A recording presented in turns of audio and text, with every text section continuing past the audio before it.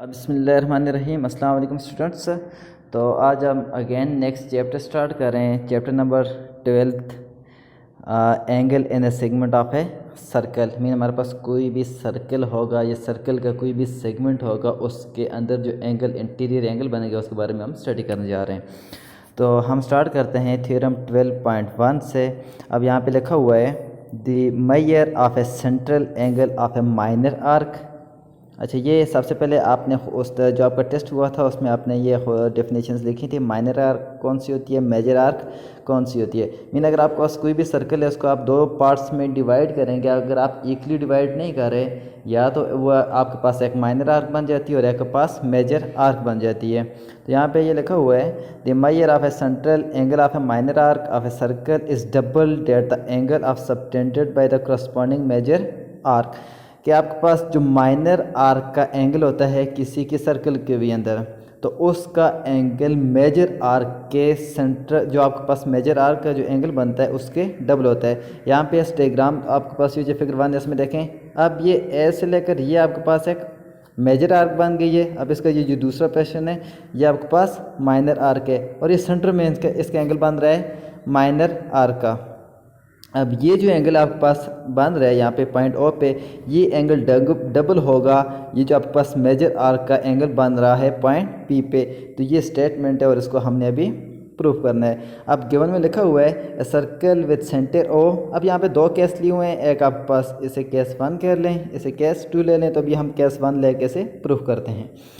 अब गिवन में लिखा हुआ है circle with centre O A B is a minor arc. ये आपके पास ए बी माइनर आर्क है, वो central angle is angle A O B. ये एंगल आपके पास आ रहा है ए टू ओ बी, ये जो सेंट्रल एंगल आ रहा है।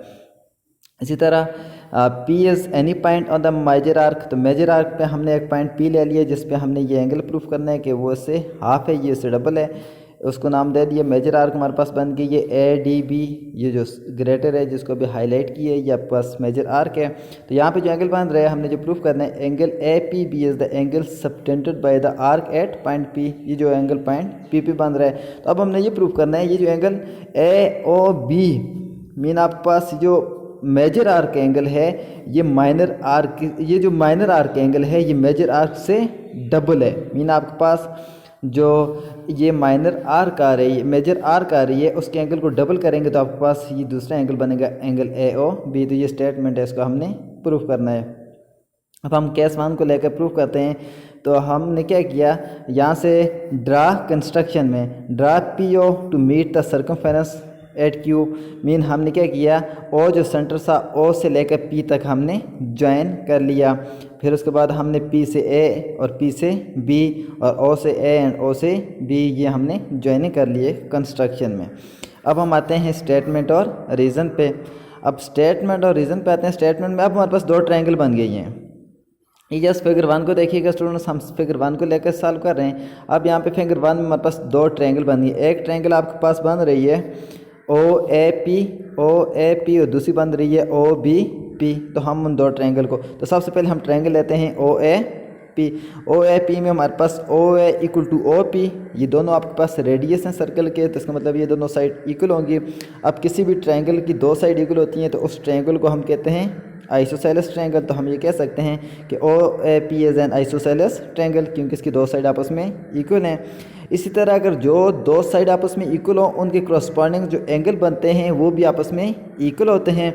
तो यहाँ पे जो अपोजिट एंगल हैं ओ ए पी और एंगल आपके पास ओ पी ए ये आपस में इक्वल हैं। तो ये यहाँ पे हमने इसकी कंडीशन लगा दी क्योंकि ये आपके पास इक्वल साइड के अपोजिट एंगल हैं, तो इसलिए हमने ये लिख लिया कि ये दोनों एंगल आपके पास इक्वल हैं।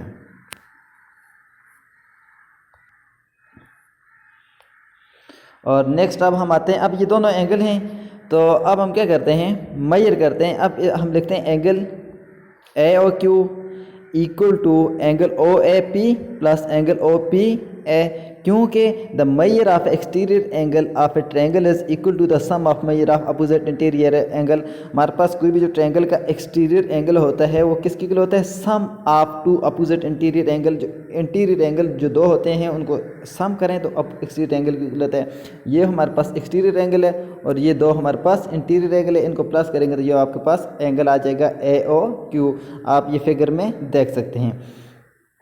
सिमिलरली अब इन दो एंगल को, अब ये जो ओ पी ए या ओ ए पी है, ये दोनों आपस में इक्वल हैं क्योंकि ये दो सेम एंगल हैं, सेम इक्वल साइड के आइसोसेलेस ट्रायंगल के अपोजिट एंगल हैं, तो इनको हम रिप्लेस ओ पी ए को रिप्लेस कर सकते, ओ ए पी को रिप्लेस कर सकते हैं ओ पी ए, इनको सेम ले सकते हैं। सेम लेने के बाद हम जब इसको ऐड करेंगे तो आपके पास आ जाएगा ये 2 time angle O P A, इसको क्वेश्चन नंबर 1। फिर हमने यही सेम काम, सेम प्रोसीजर हमने दूसरी ट्रायंगल ली है, उस ट्रायंगल में हमने ये किया है, तो हमारे पास ये क्वेश्चन 2 आ गई है। हमने ये जो 3 स्टेप हमने लास्ट किए हैं, ये 3 स्टेप हम दूसरी ट्रायंगल लेके करेंगे, वो भी आइसोसेलेस ट्रायंगल है, उसमें भी हमारे पास जो एक्सटीरियर एंगल है सम होगा 2 अपोजिट इंटीरियर एंगल के, तो वहाँ से हमारे पास इस किस्म की क्वेश्चन आएगी और उस क्वेश्चन को ऐड करने के बाद आपके पास ये sum of exterior angle is equal to sum of 2 opposite interior angle करेंगे तो आपके पास ये क्वेश्चन आ जाएगी। फिर हम क्या करते हैं, क्वेश्चन 1 और क्वेश्चन 2 को ऐड करते हैं, adding 1 and 2 by using postulate of additions of angle. तो ये ऐड करने के बाद आपके पास ये आ जाएगा, ये रिज़ल्ट आपके पास सामने लिखा हुआ है कि angle A O B is equal to 2 time of angle A P B, तो यही हमने प्रूफ करना था। अब ये स्टेप आप फिगर 2 को लेकर सॉल्व करेंगे तो आपके पास ये केस 2 ले लेंगे तो आपके पास ही रिज़ल्ट अगेन प्रूफ हो जाएगा, तो ये हमने प्रूफ करना था।